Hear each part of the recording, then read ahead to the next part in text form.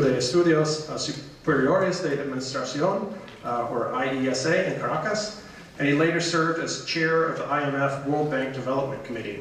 Later, Hausmann was named Minister of Planning of Venezuela from 1992 to 1993.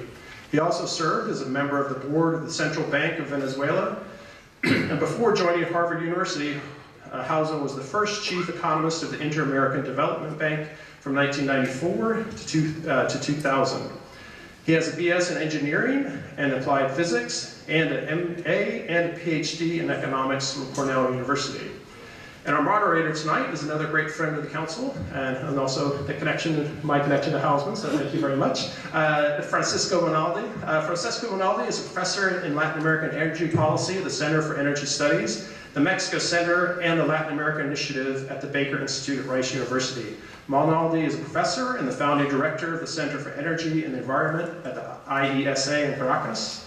Previously, from 2002 to 2012, Rinaldi was a professor of political economy at the Universidad Católica Andrés Bello in Caracas. He also served as a visiting professor at Stanford University, the Fletcher School of Law and Diplomacy at Tufts University, and the Harvard Kennedy School of Government. His research focuses on the politics and economics of the oil industry and oil wealth management in Latin America and developing countries. He holds a PhD in political science from Stanford University, an MA in international economics from Yale University, and a BA in economics from Universidad Católica Andrés Bello. Please join me in welcoming Francisco Rinaldi and Ricardo Hausmann.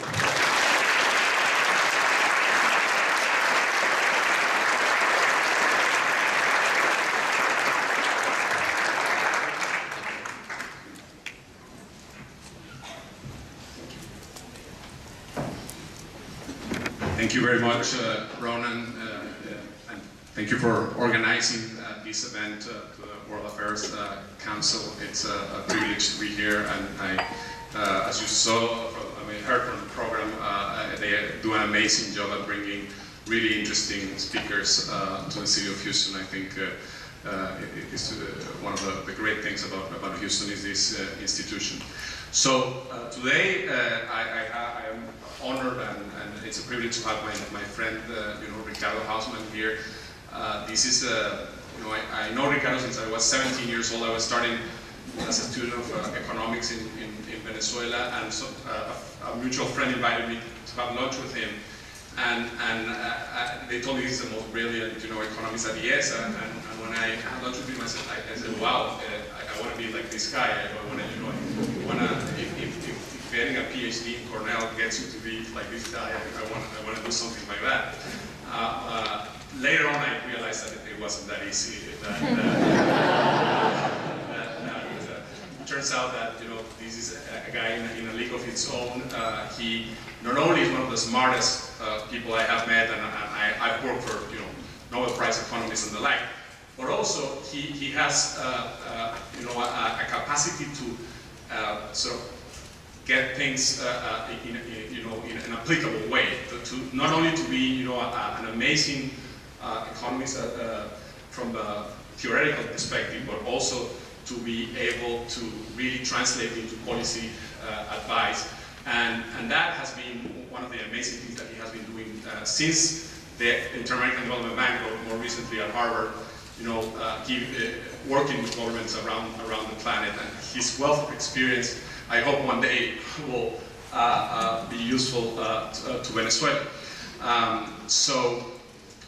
In that regard, I wanted to maybe, Ricardo, if we can start by you telling us a little bit about this initiative that you have been recently developing on understanding what needs to be done in Venezuela, and how did that happen, and how did you came to that? So, well, thank you very much, and thanks to the Council for this invitation. It's really an honor and a pleasure to be here, and I'm really humbled by your presence here. I direct the Center for International Development, and we have two major lines of activity. One is sort of like research, the kinds of things you do for journal articles, scientific articles. And then we do like policy research and advice, where we get engaged with governments. And over the course of the years, I've worked on some 50 or so countries. And then I had this practice, and you were with us for about 3 years, that on Monday evenings after work at 6 p.m., I would gather the Venezuelan students and we would have conversations on Venezuela, sort of like as an after-work hobby. But during the day, I would be working for South Africa or Mexico or Colombia or Sri Lanka or Albania or Jordan or whatever, right? So, but it's a good occasion. Let's speak after time on Venezuela. And then, when Venezuelans were, when it was sort of like clear that we were very likely to win the elections for the National Assembly in 2015, in December 2015, I said to myself, why does Venezuela have to be sort of like an after-hours activity? Why could it not be part of my day job? So I said, the only problem is that obviously, typically, if I work for Jordan, the government of Jordan wants me there. The government of Venezuela doesn't particularly like me, but maybe I just need to fund an initiative. And I thought that I had no comparative advantage of thinking of how to get rid of Maduro. I don't know if there's anybody from the SEBIN in the audience. But I thought it would be, it's intellectually very challenging to think if Maduro were to go and democracy were to come back to Venezuela, what should the morning after look like? What should we do the morning after? How can we organize the recovery of Venezuela? And since more or less December 2015, that has been one of our projects at the Center for International Development. So, can you give us from that, I know that I've been involved in the project, but a sense of, we all know that this is a major catastrophe, but how can we compare this to what has happened elsewhere in the world? How can we sort of grasp the social cost of the Venezuelan collapse, and what would be, the experiences elsewhere in the world, like, Eastern Europe, the collapse of the Soviet Union, civil wars, that can give us some perspective on what it will be like? The typical experience I have is that people say, oh yes, Venezuela is in a crisis. I know about that because we've also gone through crises. I tell them, really? Well, the US had the Great Recession of 2008-2009. Well, in the Great Recession, peak to trough, so from the previous peak to the deepest part of the trough, GDP fell by 3%. Okay? In that Great Recession, peak to trough in Spain, it fell by 8.9%. The largest recession in Latin America was the 2002 Argentina recession, where GDP fell by 18%. The Greek crisis that you must have heard about, GDP fell by 27%. The Great Recession, the Great Depression, that no one in this room was alive at the time, but the history and the trauma that it left, lived through. I studied economics in the 1970s, and my professors were too young to have lived through the Great Depression, but it was sort of like a formative trauma in the history of those families, the Great Depression. The GDP fell by 28%.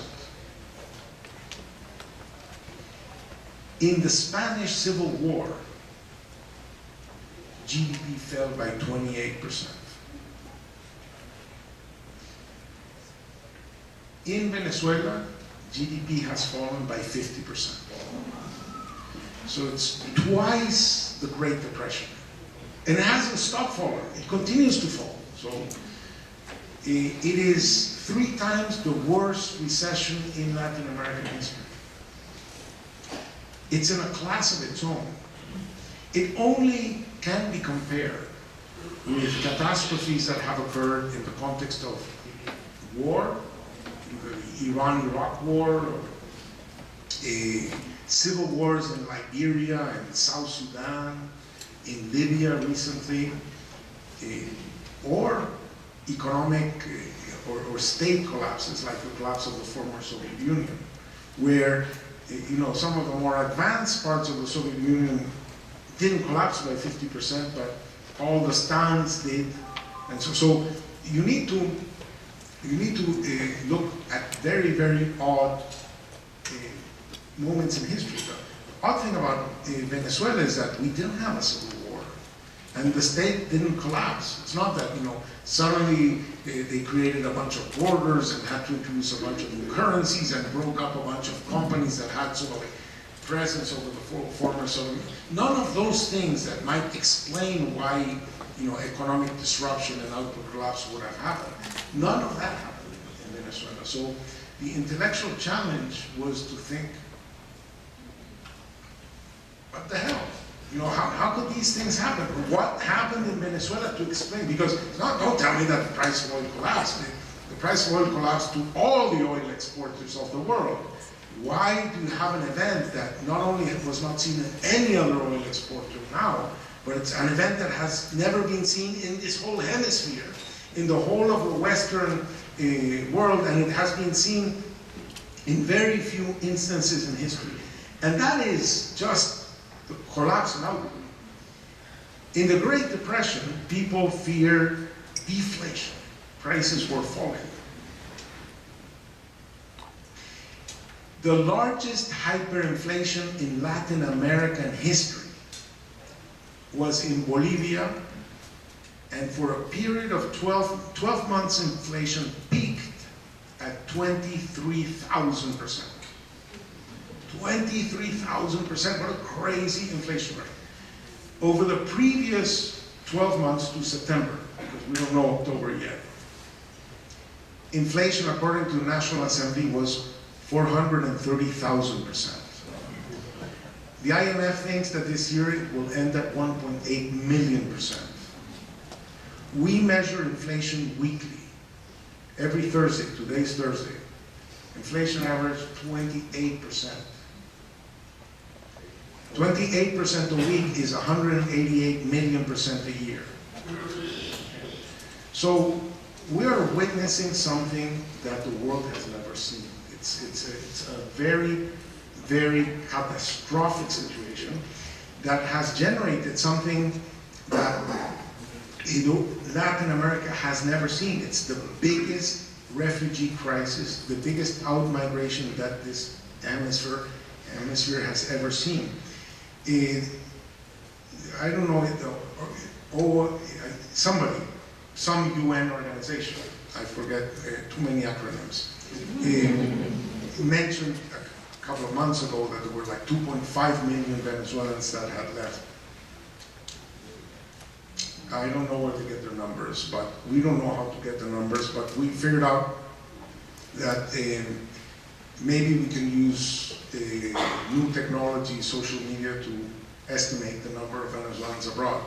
And we found out that Facebook has an app, an API to market, and one of the applications is to market to your expats, to your diaspora.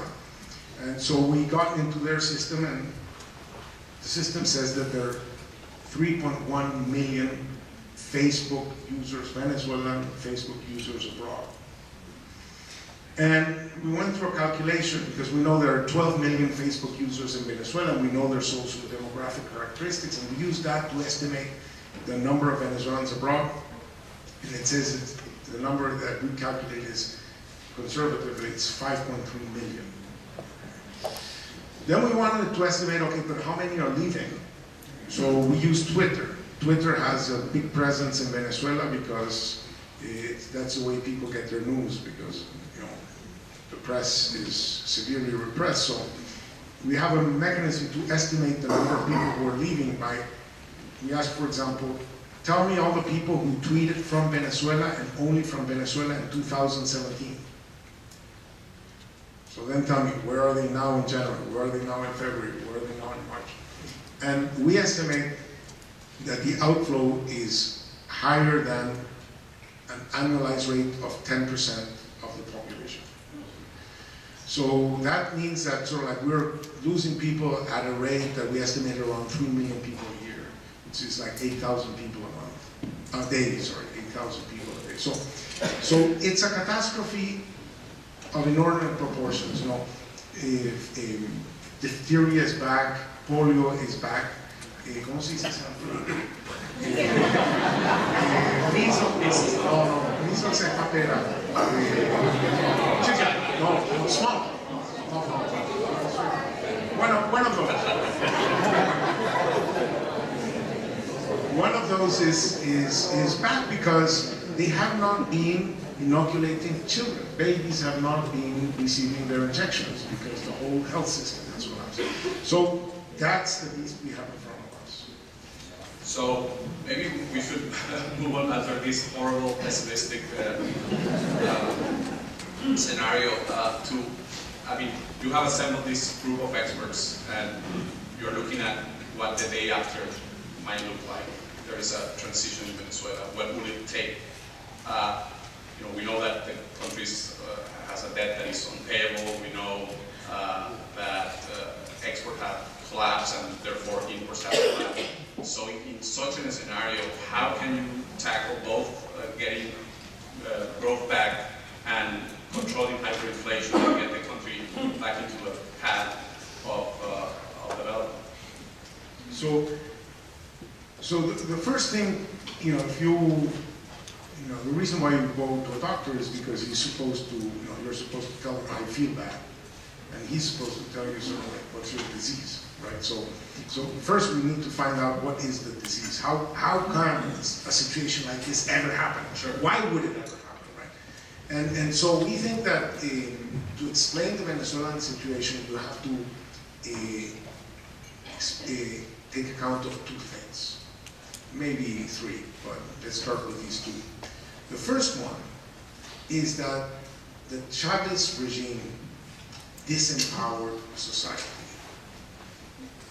You know, a market economy is an economy where everybody earns their living by doing things that other people find valuable.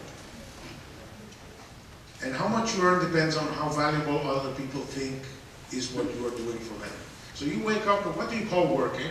You don't call working, you know, cleaning your room or you know, cooking in your house, right? That's it's chores, but that's not what people call a job. What people call a job is when you work for other people. What people call a company is somebody that works for other people, that tries to sell services to other people because they want to buy them because it solves their needs, right? So a market economy is a market where we work for other people, right?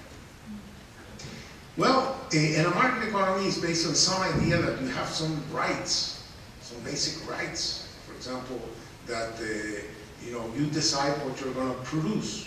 You decide who you're going to work for. You decide, you know, whether it makes sense for you to sell something at a certain price. You decide how much foreign exchange you're going to buy. You decide what you're going to buy, etc. So there's, you know, simple things like that. So you may decide that, you know, you wouldn't be alone in the world. You may decide, you know, that you want toilet paper. Well, then why is there toilet paper? Well, because other people say, oh, gee, people like toilet paper, so maybe I'm going to produce toilet paper.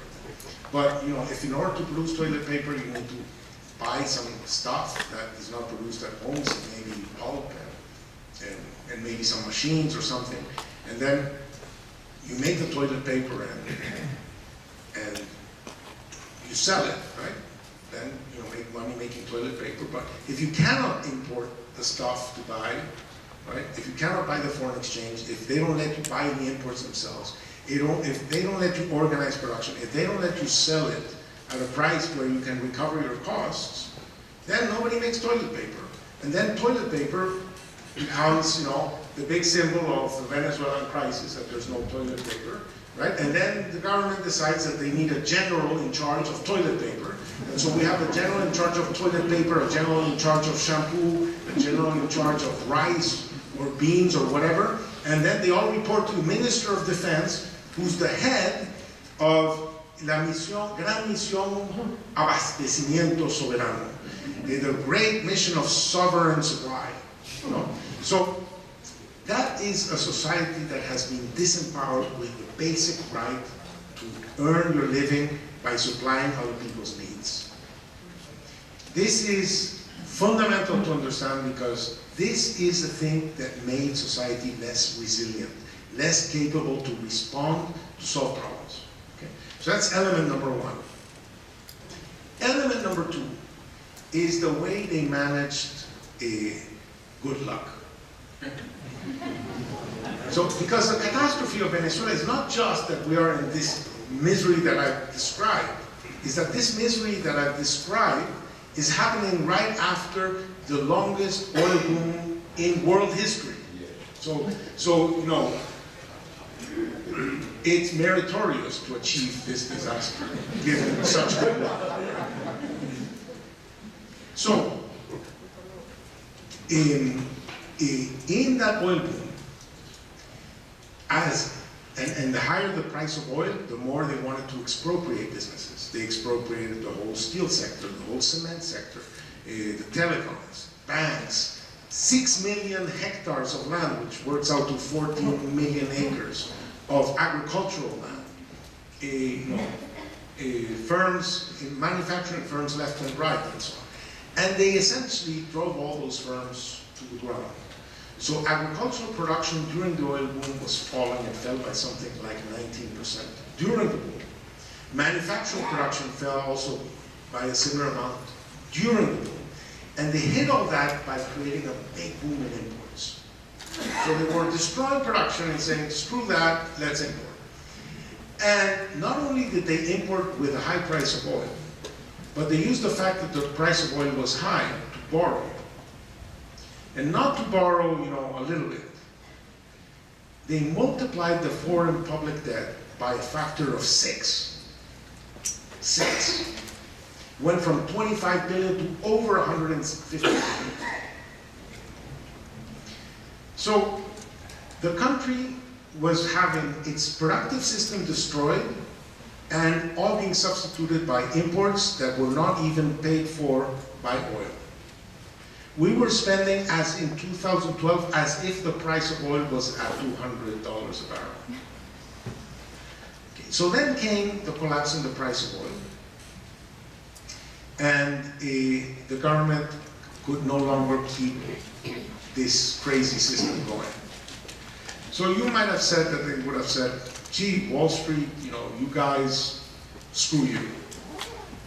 The first thing they said is that they stopped paying their suppliers.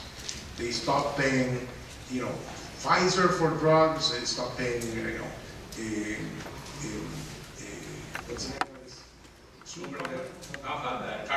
Cargill and Bunge, and they stopped paying Halliburton, Schlumberger, Baker Hughes, etc. Right? They just stopped paying airline companies. Right, and so these companies, oh gee, maybe I don't do more business in Venezuela.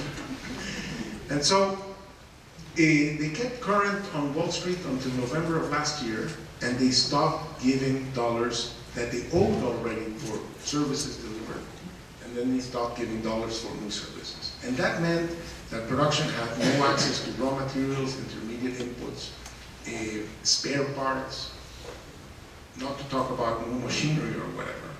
And that meant that production could not happen. We had the installed capacity, we had the workers, but you couldn't produce beer if you didn't have malted barley, you couldn't produce whatever it is if you didn't have the imported raw materials, and output collapsed. And that's what triggered this catastrophe. So in my mind, it's the mix of a society that has been disempowered and that suddenly there was a dollar shortage that prevented supply. So going forward, we cannot think the day after that you can recover a catastrophe of this magnitude without the efforts of the 30 million Venezuelans or so that live at home or abroad. It's not something that, you know, a group of little geniuses are going to come and fix the problem, or that American Marines or GIs are going to come and fix the problem. This is the reconstruction of a nation that needs to happen. We need to rebuild our nation. And it's not that somebody else is going to do it. We have to do it. It has to be us, our love for the nation, our love for our identity that is going to recover this country. But we cannot do it if we do not agree that we need to be empowered.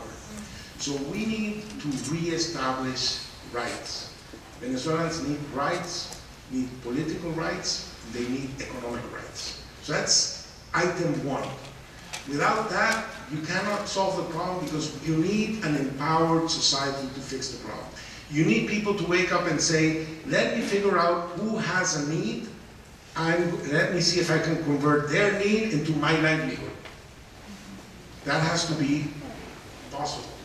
As it is possible in the US. People ask themselves a question, what is the need out there? Let me see if I can earn a living by supplying that need.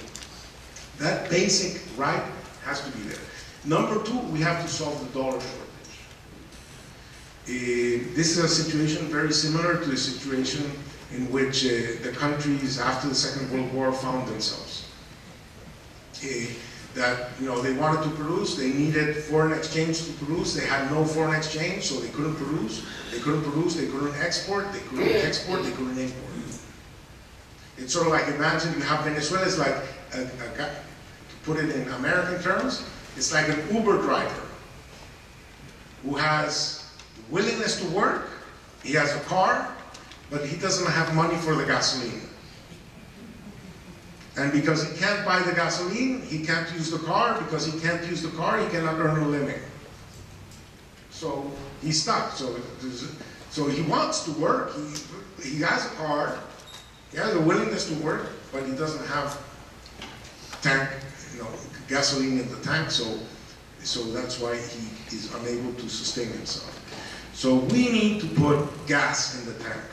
I think that's something that Houston knows about. So we need to put gas in the tank, and that means that Europe recovered from the Second World War, not in 1945 because there was peace. From 1945 to 1948, they went to hell. They got trapped into a vicious circle where the economy was imploding, a little bit like Venezuela is imploding now. Until in 1948, the Marshall Plan was announced, and the Marshall Plan did away with dollar shortage. And the Marshall Plan was announced, and in no time, these economies recovered miraculously. So I think we have to accompany this re-empowerment of society with something that looks like a Marshall Plan.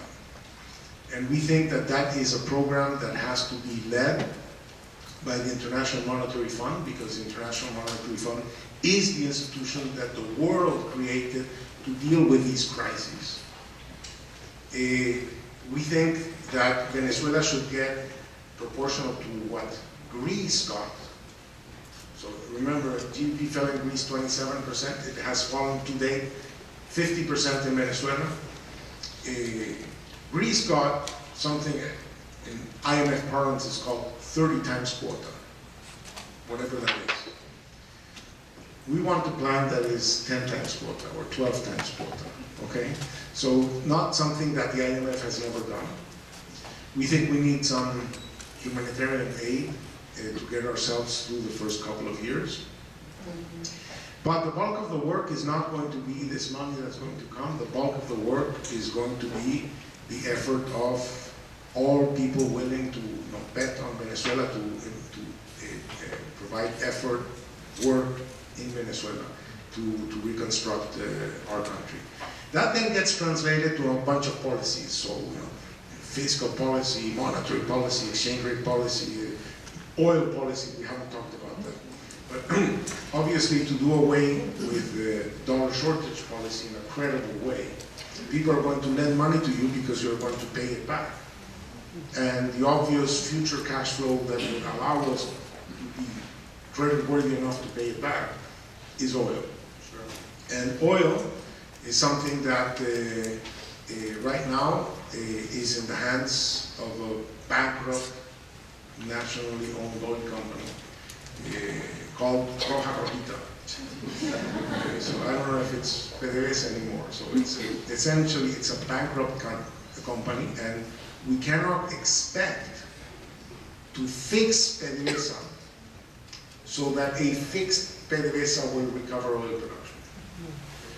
We need to, might decide to fix PDVSA, but we cannot put that as a precondition for the opening up of investment opportunities in Venezuela. So we need to change the oil law so that we can allow for private investment in the oil industry without PDVSA participation.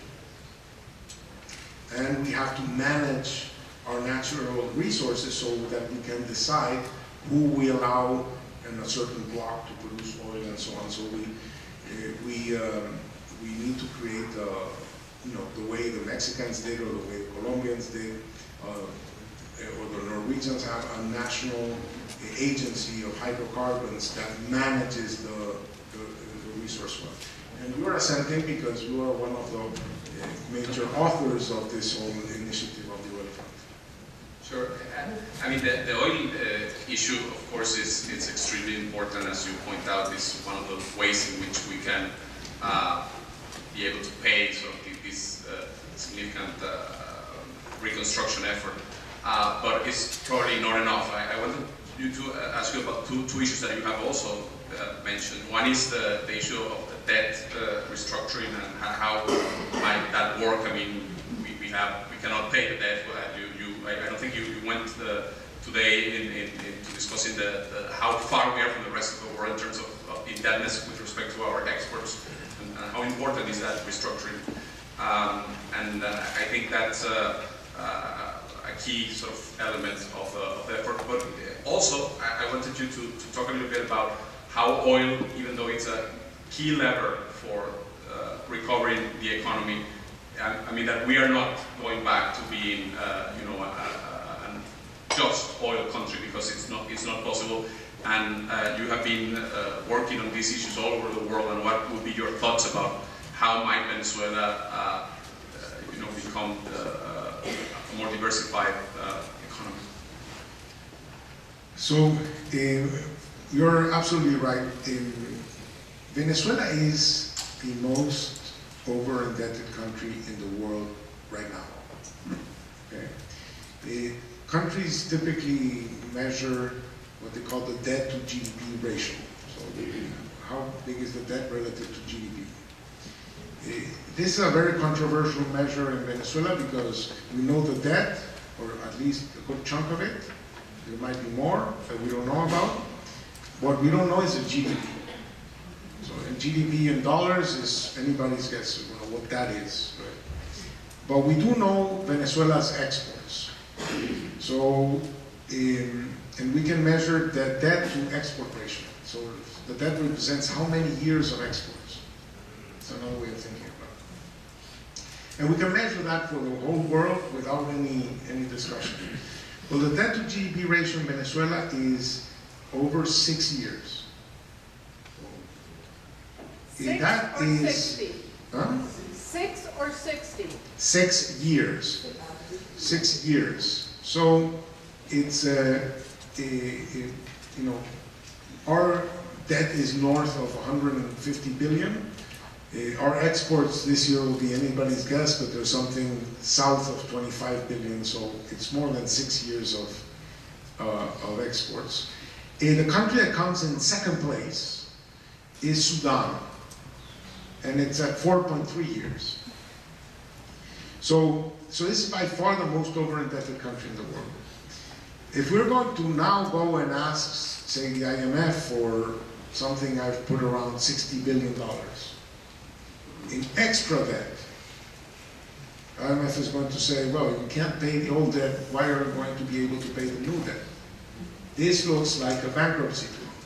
And in a bankruptcy, what happens, and think of Venezuela as a bankrupt country, what happens is that we have a company that has a lot of debt, but it needs more. That in order to recover, more money has to come in. And so there are some people who are going to put new money into the company. And those people that are going to put new money into the company are going to tell the current holders of claims on that company that they have to reduce the value of their claims so that the old debt plus the new necessary debt adds up to something that the company can sustain. And that's how you organize a bankruptcy. In a bankruptcy, the new money is supposed to be paid in full, the old money gets a haircut. And in this case, it will have to be a fairly radical haircut. So like a crew cut. So that's necessarily part of the deal. Otherwise, the new money is not coming in, right? And the old money is going to say, gee, I want the new money to come in because if the new money comes in, I may collect something. If the new money doesn't come in, I don't collect anything. This country is bankrupt and won't recover. So that's why debt restructuring is necessarily part of the story. Now, everybody looks at oil because you want to have some sense in that there will be a cash flow that you at least get to see how it's going to happen. Because Venezuela has very well-known and explored oil reserves. There's a well-known technology on how to get it out. So it's just a question of more or less getting organized and start the recovery of oil production, and you can see the cash flow in the future. And that's important, say, to convince the IMF to give us the money. But we are not here to make the IMF secure. We want to recover our nation. And we want to have a prosperous nation. And a prosperous nation cannot live off of oil in the way we used to live. In the sense that when I was born, I won't tell you when, but I'll tell you enough data for you to figure it out. When I was born, Venezuela was a country of 7 million people that was exporting close to 3 million barrels of oil a day. Now it's a country of 30 million people plus, and it is exporting less than 1 million barrels a day. So we are more than 4 times the population, and we're exporting a third of what we were. So we are a 12th as rich as we were in oil terms when I was born. There is no scenario in which we go back to that. There's no scenario, right? In the meantime, we possess what I think everybody would agree, and I think that I'm not going to make a terribly controversial statement, we possess the most beautiful island of the whole Caribbean, which is Margarita.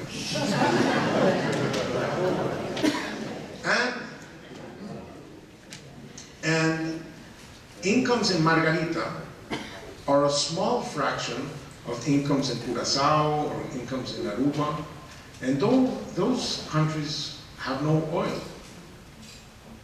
So it is possible to be dramatically richer than Margarita is today with no oil. You don't need oil. I mean, incomes in Curaçao are probably close to $20,000 a year. Incomes in Venezuela are close to $3,000 a year. How can you live at 20,000 with no oil? Well, because there are many other ways of earning a living than just with oil. So like that example, I think we have plenty of other things that we need to do.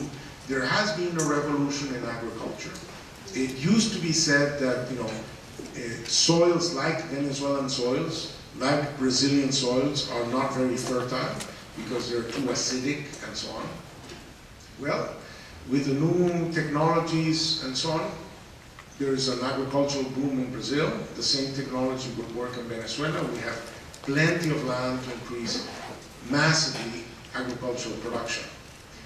We have a bunch of manufacturing activities that we knew how to do once upon a time, that there's no reason why we cannot relearn how to do them. We have a bunch of service exports that have been dramatically important in some parts of Latin America. The fastest growing country in Latin America for the last 25 years, for the last 10 years, has been Panama. And Panama is based on the attraction of regional headquarters of multinational corporations, business process outsourcing, logistics, and so on. These are things that Venezuela is perfectly well positioned to do. Panama got into regional headquarters of multinational corporations when Procter & Gamble decided to leave Venezuela in 2007. And they got their act together to attract them to Panama. Now there are 170 companies in Panama that have the regional headquarters in that country, and that generates something like 30,000+ jobs, which for them is huge. So there are plenty of opportunities to reinvent ourselves in new ways. All countries also become good at the things they know how to do. I like to tell countries that what makes you rich is not what you possess, but what you know.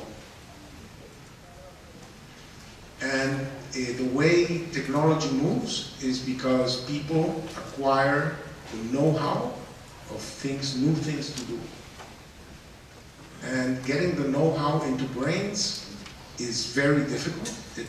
Malcolm Gladwell says that it takes 10,000 hours to become good at something in his book, Outliers. It takes no time to move the brain. It's hard to move know-how into brain. It's very easy to move brains. We have, as a consequence of all of these last 20 years, we have a very significant diaspora. The diaspora has been working abroad, learning new techniques, new technologies, new business models, new ideas. Well, the Indian diaspora created Bangalore and Hyderabad. I did a study on Albania, as I told you I was working on Albania. I did a study of the impact of the Greek crisis on Albania. Well, there were many, many, many Albanians in Greece working, low-skilled Albanians. They were working in agriculture, they were working in tourism. The Greek crisis meant that many of those Albanians went back to Albania. And they caused, in the context of a crisis, right? They caused an increase in the supply of labor of Albania, people, of 5% in 2 years. Big increase in the number of Albanians. You would have said, well, either wages go down to absorb all of these Albanians, or unemployment goes up by 5%. Well, actually, unemployment went down and wages went up. Because the Albanians that returned with knowledge on how to do agriculture with greenhouses, returned with knowledge on how to cater to tourists, and they caused a boom in agriculture and a boom in tourism. I say this because one of the things that this crisis will have left is a diaspora that has learned things. We've done a study also in our center on the impact of return Mexican migrants on Mexico. And the Mexican migrants, when they go back to Mexico, cause the growth of the industries in which they acquired experience in the US. So we're documenting this importance of this movement of know-how. The thing that made Venezuela great for such a long time was that it was a country open to migration. Let me ask you, raise your hands if you are Venezuelan and if you have at least one grandparent who was not born in Venezuela. I'll rest my case. That is, that capacity to attract skills, talent, willingness to work was central to Venezuelan success in the past. It's going to be critical to Venezuelan success in the future, but this time it's not just going to be migrants who are going to think that Venezuela is a country of future and promise and of very likable people, but it's going to be Venezuelans who have had the experience of working abroad, learning things that were not being done in Venezuela, and that will be the source and the basis for the new firms, the new business models, the new ideas that are going to propel the country forward. On that issue, we have here a significant representation of the diaspora from the energy industry. As you know, not only Houston is the energy capital of the world, we also are very important in the field of medicine, and we have also here some Venezuelans that work in that area. But in particularly in oil, Venezuela used to have the highest per capita number of patents because of INTEVE. But unfortunately, a lot of that knowledge didn't necessarily, translate into, because of a big national oil company, etc., into actual change. One of the, I think, among the sad story that is having to leave your country and everything that has happened to us, I think one of the amazing opportunities for the Venezuelan oil industry is that a lot of that spectacular, expertise, knowledge, etc., has spread around the world, has learned about how to do things in other places. Some of them have created new companies. Many of them are in the top service companies of the world and top operational companies of the world. And as you pointed out, we have this amazing opportunity of opening up the oil sector and bringing a lot of these people through these private companies, right? So how do you see the role of that, and how should we think about how this diaspora might help recover the oil industry in Venezuela? Well, I think that this is what I started with. We need to re-empower society. So why is it that in the US, if you say, I want to produce oil, you go and figure out how you can produce oil. You secure some property or some rights over some fields and get your act together and you start producing oil. In Venezuela, Venezuelans did not have that dream. They could not have that dream, right? Right now, we face a very similar problem. You mentioned that Houston is a big medical place. Well, Venezuela has lost something like half of its medical doctors and a third of its nurses and so on. They also need to come back, or we wish they could come back, right? But it's very unlikely that they will go back to a bankrupt national oil company. And they're not going to go back to a bankrupt Ministry of Health, right? So what this opening up of the oil industry is going to do is it's going to allow people to dream about investing in oil, having an oil company or an oil service company or whatever, and to figure out how you can organize investment in that area. Or they will, lobby the multinational company they're in to say it's time to go back to Venezuela and so on. So I think that the diaspora can have an outsized role, but we need to empower it with freedoms so that they can have bigger dreams when they go back. I wanted to say one more thing before I forget. I have been amazed at the excitement and at the support that the Venezuelan political parties have had on the idea of focusing on the morning after. If you live in Venezuela, you live in a tunnel where every day is one more surprise after another. And thinking about the morning after, thinking about the reconstruction of the country can be very energizing. It can give you a big, ball of oxygen. So we've been trying to connect to the Venezuelan political organizations. Why? Because if there's going to be a morning after, that morning after there will be a National Assembly that has been elected, in December 2015 that should be there until January 2021, and that should vote the re-empowerment of Venezuelans, that should vote for the opening up of the oil industry, that should do all of these things. And so we've been, throughout this period, we've tried to connect to all of these organizations. And I must report that there is an enormous degree of consensus. I've learned a ton from all of, our project has been enriched by all of the Venezuelans who have been thinking about these issues, and that there is a lot of work that is being done, and there's a lot of consensus on a morning after that looks a little bit like what I have described.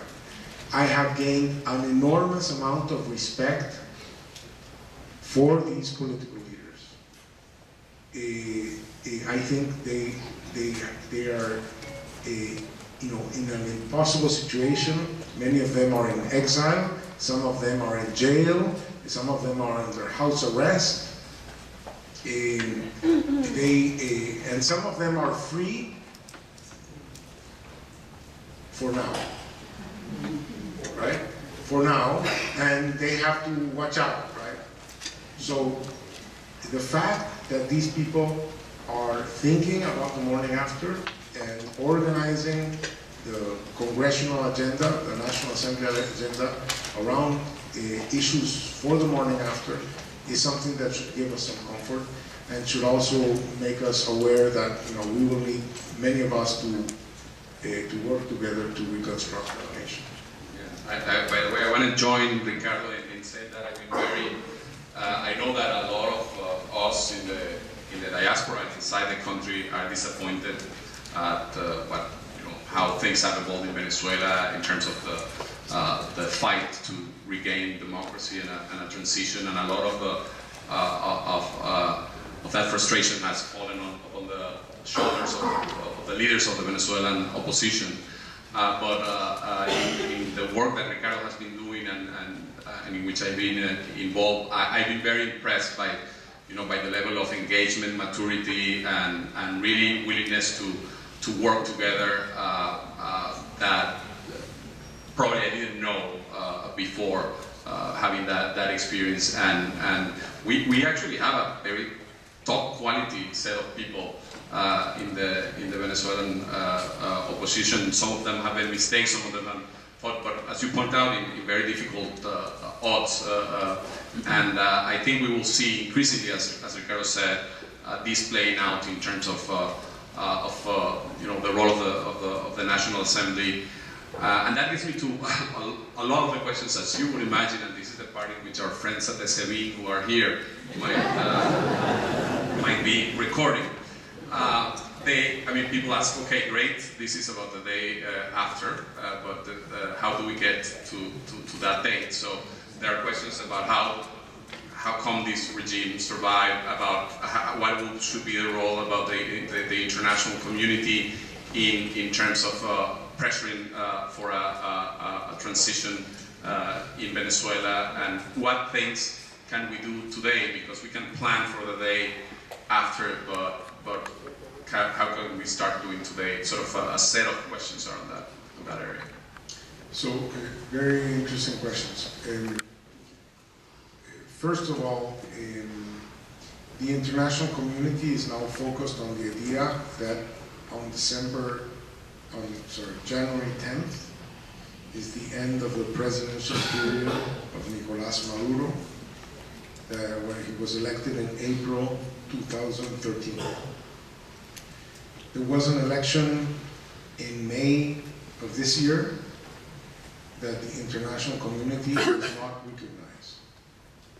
It was organized by a constituent assembly that the international community does not recognize. For that election, the major political parties and the major political candidates were outlawed. It was a joke. It was not an election.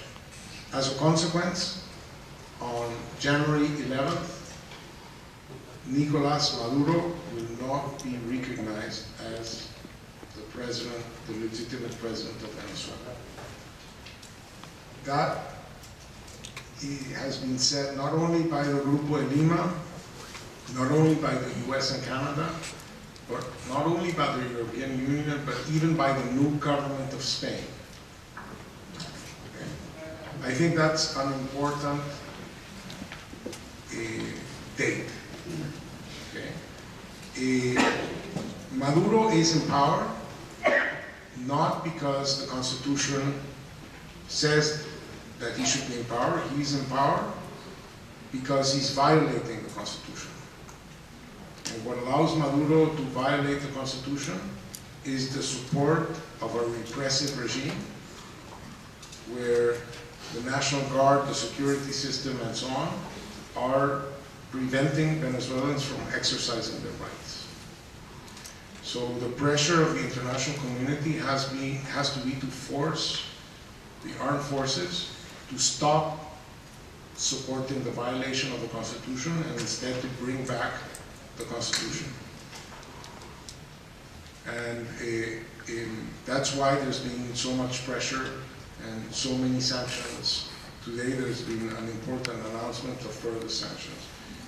So I think the international community has to continue putting pressure until the system buckles, because the system is not supported by any popular support, it's not supported by any constitutional rights. This is an outlaw government. It has a weak and diminishing base, and we need to make sure that it eventually collapses. And when it does, the legitimate power that is left is going to be the National Assembly, and it's up to the National Assembly that to determine what would the next steps be. So I think that should be our focus. Why is Maduro still in power? I would say because the traditional way of thinking about political regimes is that if the economy is doing poorly, governments get weaker. But that's in a democracy. In a democracy, if the economy does poorly, you lose the next election. There are no elections in Venezuela. When the economy does poorly, society gets weaker. The government gets weaker, but society gets weaker. And Maduro has managed this crisis so that the government gets weaker, but the society gets much, much weaker, and access to food, access to anything becomes not a right, but something that you might get on condition of being politically subservient. So I think that's the reason why they haven't fallen. But the situation is unsustainable, and I'm hopeful that it will buckle, and it will buckle towards a return to democracy. There are so many questions, but there is a set of questions about how to, tackle the hyperinflation. About if dollarization is a potential solution. There are other questions, and this first group is that, and the other is, the issue of order. You have, crime, rampant crime. You have armed groups. I know that's not your field of expertise, but how do you recover an economy in which the diaspora might not want to return because of issues of security and political stability and the like?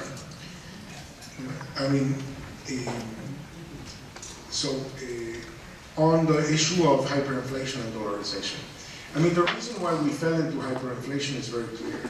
The economy collapsed, and with the collapse of the economy, we had a collapse of tax revenues. Non-oil, everybody knows what happened to oil. Oil production collapsed, the price of oil collapsed, etc. Non-oil tax revenues went from $8 billion a year in 2014 to $1 billion a year in the last 12 months. So there's been a collapse to 1/8 of what they were, the non-oil tax revenues. So as revenues collapsed and the government tried to cut spending, not enough. So as a consequence, they covered the difference by printing money. And printing money caused the hyperinflation. Okay? So the hyperinflation is the consequence of this fiscal mess associated with the collapse in output. Obviously, output collapsed, imports collapsed by 85%. The government, as I mentioned before, stopped importing raw materials into inputs, spare parts, and output collapse. Well, you charge the VAT on imports, you charge tariffs on imports. Then when they produce, you charge the VAT on production and corporate income tax and so on. All of these things collapsed with the collapse in output. So if you say, well, I'm going to stop, if you don't fix that problem, you're left with a government that cannot pay its bills, right? So if you now say, oh, I'm going to dollarize, the government still has to pay its bills. So you say, oh, well, if now they've dollarized, they cannot print the dollars, so there'll be no more inflation. But the government still has to pay the bills. So what are you going to do to pay the bills? You're giving the electricity away, you're giving gasoline away for free, you're giving water away for free, you're paying 4.5 million public employees, close to 3 million pensioners, and so, okay, tell me how you're going to pay those bills. So, dollarizing per se is no panacea, it doesn't solve the problem. The only thing it'll do is that it will paralyze the country by not being able to pay its bills, and in addition, right, you will need, you face dollar shortage, you don't have enough dollars, you will need dollars to buy back the money people have. So it will actually worsen the dollar shortage of the country. That's why I focused on re-empowering society and bringing more dollars into the system. If you bring more dollars into the system, say, if you give those, IMF gives those dollars to the government sells those dollars in the market in exchange for bolivars.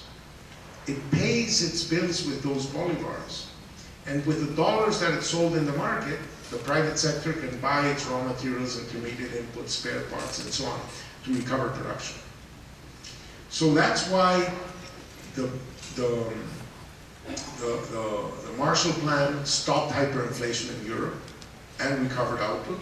That is why I think the thing would work in the same way here. It will allow you to stop hyperinflation by financing the budget with real resources that are coming from abroad, so you don't have to use the machine to make money. But dollarization without the rest of the things doesn't do much, and with the rest of the things you don't need it. So that's my answer on the dollarization side. You had a second question. More about political order, the violence, the security. This is a super important issue, and I think it's the one where we need the hardest thinking. Because Venezuela is a failed state. More than a failed state, is a criminal state. We have significant chunks of the country under, there's no monopoly of power of the armed forces. We have a military government in power, but we have significant chunks of the territory that are under control of different military organizations, like the ELN from Colombia. We have regions of the country that are called zonas de paz, peace zones where the government does not go in. They're run by planes. I don't know what the translation of planes is, but maybe you can suggest one. Basically illegal mafia organizations. So we need to reestablish the control of the country. That's going to be a process. We need a force to do that. So we need to rebuild our police forces, we need to rebuild our armed forces, we need to disrupt the criminal organizations that manage important parts of the armed forces, especially the National Guards. So that's going to be a big homework assignment. Don't get too depressed. No, I work on Albania. And Albania is a country that lived under communist rule for 45 years, from 1945 to 1990. The most radical of the communist leaders, Enver Hoxha. It was the North Korea of Europe. And and it's a super pleasant place these days. So there is life after catastrophe. Okay, you know, I'm Jewish. I'm the child of Holocaust survivors. During the Holocaust, Israel did not exist, and it was created by the diaspora. So there is the possibility of doing these things in a lifetime.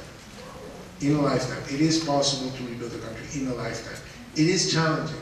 It's no picnic. It's no picnic, but it's worthwhile. We have time just for one. There are many, but two areas that maybe you can touch on whatever you want. One is sort of the geopolitics, what the, China, Russia, Cuba, what's their role and what will be their role in the future? Bolsonaro, in Brazil, and then the other issue is how do you sort of change the structure of the economy after having this massive expansion of the Venezuelan state, expropriations all over the place, massive number of public employees. How do you deal with that massive restructuring that is needed?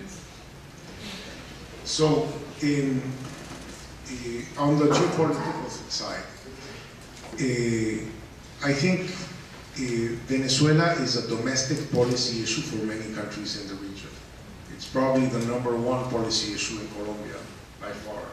It's a major policy issue in Peru and Ecuador. It is an important policy issue in Brazil.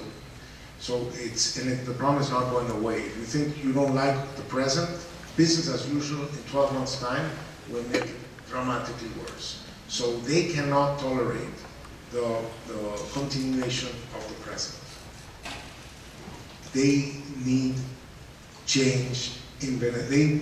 They need a more prosperous Venezuela. China, I think China has not been bailing out Maduro.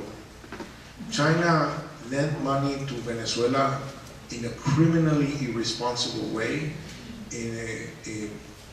until, I don't know, about 2012 or so. China lent $60 billion. Over $60 billion. The stock of debt that we still owe to China is about $20 billion. So they have been collecting. In net terms, I think the cash flows are going from Venezuela to China, not the other way around. Okay? I think that China thinks of itself as a millenary society. They've been around for 5,000 years. They think in big long-term sense. I think in Venezuela, they're going to say, it's going to be there for a long time, and our natural resources are going to be there for a long time. They will want to have a constructive relationship going forward. So I don't think that that should worry us too much. Russia is a different story because Russia might want to maintain Venezuela as a nuisance, as something to make the U.S. more uncomfortable in the region.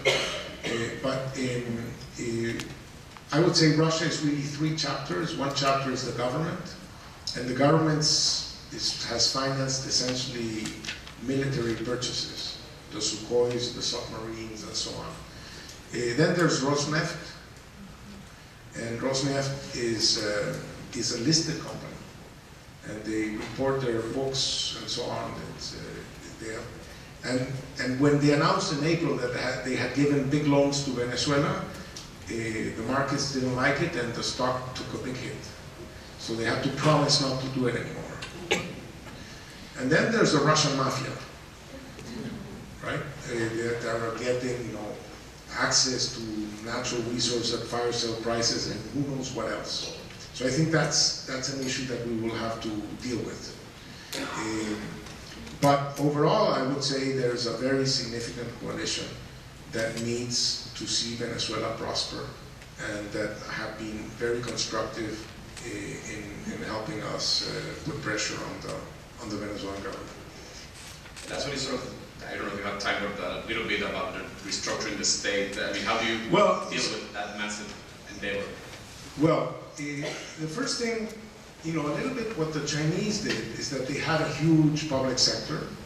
They created a market economy, And then people started to exploit the market economy, and that way they could shrink the public sector as the private economy was growing. And I think that, you know, employment conditions in the public sector are no picnic. You know, the possibilities that a new market economy would generate would make many of these people want to participate in that economy. And they might leave. And the challenge is going to be, how do we make sure that the public sector is able to retain the talent that it needs to perform the functions that it must perform? So I think that we need to focus on building state capability. We need a state that is capable of assuring the monopoly of power over the whole territory, that is able to assure security, that is able to teach kids in school, that is able to run a decent healthcare system, right? That is able to run infrastructure, that is able to reorganize electricity, water, and so on, that is able to build roads, and so on. So we need a state that functions. And that's what we want out of the state, and we need to get from where we are, the state that does nothing of that, absolutely nothing of that, to a state that does. And that will require a state that attracts talent to do it. And many of the Venezuelans, when they go back to rebuild the nation, should go back to the public sector, to work for that, to building that state that is going to be such a fundamental complement of a free society. Great. Before saying goodbye, just to announce that since we run a little bit late, I have to take Professor Hausmann very quickly, like in 5 minutes after this, to rush him out to another commitment. So unfortunately, he will not be able to stay here talking with some of you. That will have been great. But please join me in thanking for this amazing presentation.